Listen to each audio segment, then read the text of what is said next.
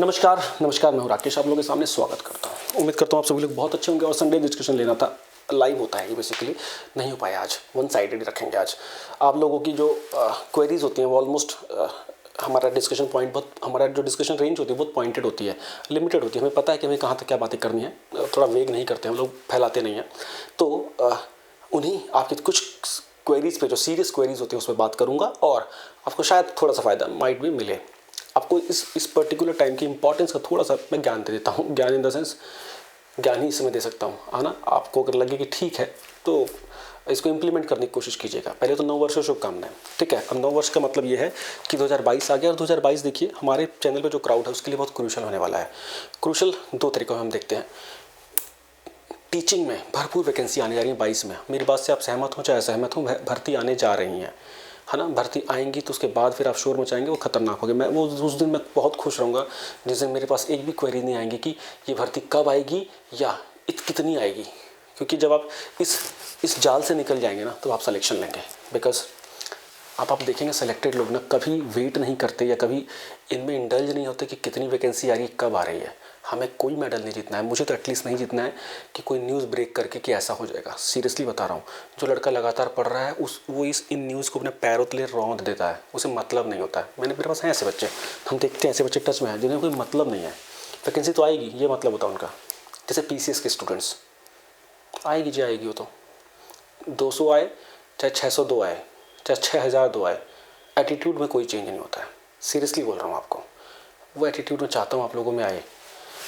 देखिए अब तो जग जाहिर हो गया। वर्तमान परिस्थिति में अगर आप देखेंगे तो आपको इस समय DSSB, UP और KVS इन तीनों की वैकेंसी इस साल आपको देखने को मिल रही है।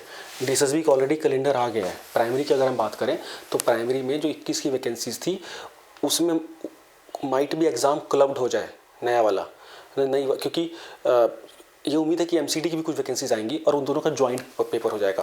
तो वही अगस्त सितंबर के आसपास तक प्राइमरी वहाँ हो जाएगा, ठीक है। उससे पहले मुझे लग रहा है या उसके इर्द गिर्द में आपको KVS भी देखने को मिल सकता है। KVS के ऊपर मैं बहुत कम बोलता हूँ बिकॉज स्पेकुलेशन करना मेरा काम नहीं है। KVS मैं बहुत लोगों को मैं नहीं जानता हूँ, ना मेरे इतने सोर्सेज हैं भाई, सीधी बात एक। लेकिन हाँ, जितने लोग हैं वो स्ट्रॉन्ग बातें करते हैं, गंभीर लोग हैं। जैसे बेंगलोर RO में है कुछ जानकार 1-2 लोग, तो उनसे बातें पता लगा कि हाँ अप्रैल के समय तक आपको सीरियसली एडवर्टाइजमेंट पे काम हो सकता है। अगर सब चीज़ें ठीक रही, ओमिक्रॉन का वो थ्रेट बहुत ज़्यादा नहीं रहा, तो हम देखेंगे कि हम second quarter of this year, मतलब अप्रैल से लेकर जून के बीच में आप वैकेंसीज लगभग हमको लग रहा है देख लेंगे। वो सभी होंगी एकेडमिक, मतलब कि टीचिंग नॉन टीचिंग दोनों वाली, तो प्राइमरी से लेके और लाइब्रेरियन वगैरह सारे, TGT PGT सब, ठीक है। उसके बाद आपका UP प्राइमरी पे तो सबसे पहले बात चली रही है, 17,000 की पोस्ट सैंक्शन कर दी गई है। ऑलरेडी सैंक्शनड है, मतलब वो, है ना, जो सुप्रीम कोर्ट के ऑर्डर के तहत ही इतनी पोस्ट पेंडिंग ही है। तो ये बोल दिया गया एटलीस्ट हम इतनी पोस्ट तो निकालेंगे। अब कभी निकालेंगे ये आइडिया नहीं, लेकिन हाँ 2022 में इसका एग्ज़ाम होगा, हमारा आइडिया सिर्फ इतना है। तो इन 3 बड़ी परीक्षाओं के लिए आप अपने स्लीव्स को टाइट कर लीजिए प्लीज़, है ना। और प्लीज़ फॉर गॉड सेक, अगर आप इन परीक्षाओं में बैठने जा रहे हैं तो पढ़ना शुरू कर दीजिए बच्चा। बिकॉज इसमें आपकी कब आएगा कब नहीं आएगा, इस पर अगर आप टाइम वेस्ट करके अगर चीज़ों को सोचेंगे तो बहुत बड़े ट्रैप में आप फंसेंगे। फिर वही 5 नंबर 4 नंबर और 2 नंबर का फासला आपको ना जीने देगा ना मरने देगा। लगेगा कि शायद मेरा हो जाता, लेकिन हुआ नहीं। लेकिन वो 5 नंबर के गैप के लिए बहुत रातें काली करनी पड़ेंगी, ठीक है। इसी में थोड़ा बताता हूँ, फिर PCS का ही मैं बताऊँगा। अब देखिए आपको इसमें करना क्या है, इसमें बहुत सी ऐसी चीज़ें हैं जो कॉमन चीज़ें हैं। उसकी स्टैंडर्ड बुक्स को ले लीजिए। मैं आदर्श रूप से प्राइमरी टीचिंग के लिए कुछ मैं कंटेंट बोल रहा हूँ, वो प्लीज़ उसको आप अपने घर में रख लीजिए। प्लीज़ उस पर उसको 2 से 3 बार पढ़िए, फिर आपके पास टाइम होना चाहिए दूसरी चीज़ों के लिए, है ना। एक तो देखिए NIOS की PDF जरूर पढ़िए साइकोलॉजी में अपनी पकड़ बनाने के लिए। रीज़न क्या है, हम जितने राइटर्स की बुक पढ़ते हैं वो राइटर्स की बुक्स हैं, है ना। जो NIOS के मैं PDF बोलता हूँ, NIOS मतलब नेशनल ओपन स्कूलिंग जो है, वो बेसिकली करिकुलम की PDF है। मतलब 2 साल में बच्चे पढ़ते हैं वो। आप जो भी देखिए प्राइमरी में जो फ्रेशर बच्चा होता है हमेशा सेलेक्ट होता है, हमेशा ऑलमोस्ट 80% बच्चे सेलेक्ट होते हैं वो, बिकॉज वो करिकुलम पढ़ के आए हैं एक बुक्स। तो NIOS के नोट्स ज़रूर पढ़ लीजिए। अच्छे राइटर के जैसे शुभ्रा मंगल, अरुण कुमार या पियर्सन पब्लिकेशन की जो कुछ अच्छी किताबें हैं, वो साइकोलॉजी CDP की किताबें जरूर रखिए। प्रीवियस ईयर के रूप में अब तक जितने भी DSSB की परीक्षाएं हुई हैं, UP की परीक्षाएं हुई हैं, KVS में जितने भी CDP आई है उसको कर लीजिए। यहाँ ये आपका प्रीवियस ईयर कवर करेगा। मैं प्राइमरी के लिए बोल रहा हूँ। ये सेम सिचुएशन प्रीवियस ईयर के लिए TGT में आपको अपने सब्जेक्ट का आपको सीधे सीधे नेट की बुक पढ़नी पड़ेगी, कोई रिप्लेसमेंट नहीं, कुछ नहीं, सीधे क्वेश्चन वहीं से आता है। दूसरी बात, इस बार केवीएस की भी उम्मीद है कि ऑनलाइन हो सकता है, ठीक है। तो अपना माइंड से अगर ऑनलाइन होता है ना भैया, तो सीधे सीधे आप जान जाइए, क्योंकि सीबीएसई ने भी जब सीटेट ऑनलाइन कर दिया तो केवीएस भी ऑनलाइन हो सकता है, बिकॉज केवीएस कभी सीबीएसई ही लेती है। तो आपको सीधे सीधे अलर्ट हो जाना होगा। ये प्रीवियस ईयर के इंपॉर्टेंट स्रोत होनी चाहिए, जैसे सीटेट के पेपर्स हो गए, यूपी टेट के पेपर्स हो गए, उसके बाद आपके सीडीपी के लिए जो मैंने बुक्स बता दी वो हो गए। फिर मार्केट में कोई अच्छा पब्लिकेशन है उनकी आप एमसीक्यूज ले लो, जैसे सरोहा वालों का मुझे एमसीक्यूज ठीक लगता है, वो भी ठीक है, चाहे तो ले सकते हैं। उसके अलावा और भी हैं, बस ऐसे लेना जिसमें एरर ना हो, एरर उसमें नहीं होती जिसमें एक्सप्लेनेशन थोड़ा ठीक ठाक हो, ठीक। तो ये तो सीडीपी की बात हो गई।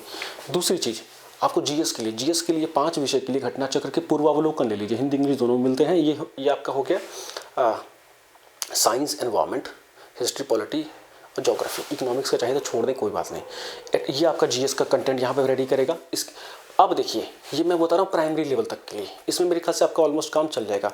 साइंस के लिए थोड़ा सा स्पेसिफिक होने की नीड है, तो आप 10th क्लास और 9th क्लास में ना रिफ्रेशर्स आती हैं एनसीईआरटी की, जैसे एस चंद वाले निकालते हैं, लक्ष्मी सिंह, मंजीत कौर, वो पढ़ लीजिए, आपकी समझ पैदा कर देगा, बढ़िया समझ पैदा कर देगा। छोटी क्लासों की अगर पढ़नी है तो एनसीईआरटी में आपके पास आप थोड़ा घूम जाएंगे, इस रिफ्रेशर्स में थोड़ा ज़्यादा बेहतर तरीके से चीज़ों को डिस्ट्रीब्यूट करके बताया गया हुआ होता है, ठीक। जी आपका जीएस का करंट अफेयर्स मैं बता रहा हूँ कि करंट अफेयर्स प्राइमरी टीचिंग के लिए अगर आप बात करते हैं तो 7 से 8 महीने तक का करंट अफेयर पढ़ना बहुत जरूरी है। सितंबर से करंट पढ़ना शुरू कर दीजिए जब तक परीक्षा नहीं हो जाती है, इस सितंबर से लेके सितंबर 2021 से लेके, ठीक है। मेरे चैनल में जितना करंट आ रहा है उसको जरूर प्लीज़ नोट करिएगा। वो बिल्कुल क्रीम है, वो बिल्कुल ही क्रीम है, वो आपको आना ही आना हर हालत में चाहिए, ठीक। अगर आप डिटेल्ड में, जैसे कि अगर आप पीसीएस दे रहे हैं, उसके लिए आपके पास जो आदर्श किताबें के रूप में आपको हिस्ट्री की, पॉलिटी, ज्योग्राफी, जैसे पॉलिटी में आप परीक्षा वाणी ले लीजिए या एम लक्ष्मीकांत ले लीजिए, कोई एक बुक है ना जो आप फिनिश कर सकें इस पॉइंट ऑफ टाइम पे। स्पेक्ट्रम ले लीजिए मॉडर्न इंडिया के लिए, आर एस शर्मा अगर मिलती है तो ठीक है मॉडर्न के, इसके एंशेंट के लिए, नहीं तो सौरभ चौबे प्राचीन और मध्यकालीन के लिए ले लीजिए, हैवी बुक है लेकिन बहुत जोरदार बुक है, ठीक है। साइंस के लिए घटना चक्र वैसे मैं सफिशिएंट मानता हूँ। इसके अलावा भी एक बुक मैं यूज़ करता हूँ, ये पता नहीं मुझे तो मिल गई थी, पता नहीं मार्केट में मिलती नहीं मिलती, द पेनेकिया पब्लिकेशन की है शायद, ये ठीक क्वेश्चन है इनके, इंग्लिश मीडियम है लेकिन शायद ये, ठीक है। अगर आपका लूसेंट है सिर्फ साइंस वाली तो भी पढ़ लीजिए। थ्योरेटिकल के लिए एनसीईआरटी बेस्ड चीज़ें सफिशिएंट होती हैं, और मतलब आपके अगर खुद के बनाए हुए नोट्स भी हैं तो वो भी आपके काम चल जाएंगे।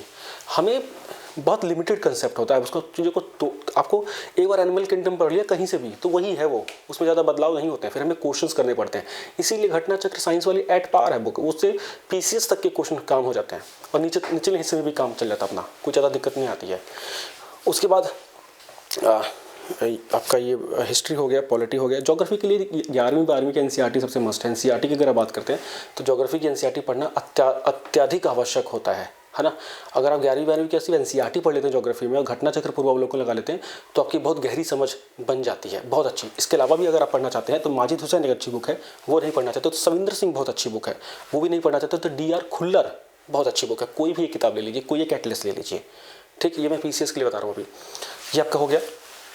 इसके बाद करंट अफेयर्स के लिए अगर आप उत्तर प्रदेश की परीक्षाओं को लेकर दे रहे हैं पीसीएस में तो घटना चक्र जरूर ले लीजिए। अगर आप प्राइमरी लेवल पे करंट भी देखना चाहते हैं तो भी घटना चक्र मेरे हिसाब से सफिशिएंट है। बहुत सारे कंटेंट आते हैं करंट अफेयर के। अगर आप करंट अफेयर को ना अगर आप डेली बेसिस पे अच्छे से देख रहे हैं, कर रहे हैं, तो मैगजीन आप 2 दिन में ख़त्म कर देंगे, ज़्यादा समस्या आपको नहीं आएगी मेरे हिसाब से। और तीसरी चीज़ अगर हम देखें इकोनॉमिक्स में घटना चक्र अगर नहीं भी लेते हैं तो एक दो अच्छी बुक्स आती हैं उसमें समझ बनाने के लिए, जैसे कि संजीव वर्मा की एक बहुत अच्छी बुक है, रमेश सिंह की बहुत अच्छी बुक है। एक बुक अगर आप ले लेंगे तो सभी परीक्षाओं में आपका काम कर देगी वो, है ना। और लेकिन आपका लक्ष्य सिर्फ प्राइमरी टीचिंग है तो घटना चक्र से ही काम आपका चल जाएगा, उसमें भी समस्या ज़्यादा नहीं आएगी आप लोगों को, है ना। क्योंकि इसमें जो जीएस और ईवीएस वाला पोर्शन होता है वो इतना ज़्यादा नहीं होता कि आपने कभी देखा ताका ही नहीं हो, तो उससे आपका काम चल जाएगा। बहुत हैवी उसमें आपको जाने की नीड नहीं है। हिंदी के लिए अगर हम बात करें, हिंदी के लिए आदित्य पब्लिकेशन सफिशिएंट है, आराम से सफिशिएंट है, आरओ तक के क्वेश्चन उसमें निकल जाते हैं। और जो हम लोग हिंदी करते हैं प्राइमरी में या डीएसएसबी में, उसमें आराम से वहाँ से चीज़ें निकल जाएंगी। प्रीवियस ईयर ग्रुप में डीएसएसबी में तो जितने क्वेश्चन आए हैं हिंदी के वो चाहे तो आप कर सकते हैं, ठीक है। उत्तर प्रदेश में जितने क्वेश्चन आपको दिख रहे हैं अलग अलग स्तरों पर, लेखपाल से लेके यूपीएसआई, वो चाहे तो देखिए अरेंज करने पड़ेंगे प्रीवियस ईयर थोड़े से आपको, है ना। ये मैं क्यों बोल रहा हूँ, बिकॉज ये मेहनत खुद से करनी पड़ेगी। खुद करिए, एक बार सिलेबस लेके बैठिए, सिलेबसों को देखिए, है ना।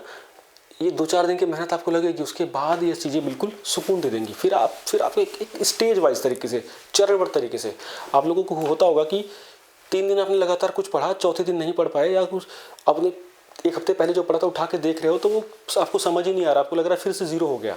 वो इसीलिए ज़ीरो होता है बिकॉज अनप्लान्ड तरीके से हम करते हैं।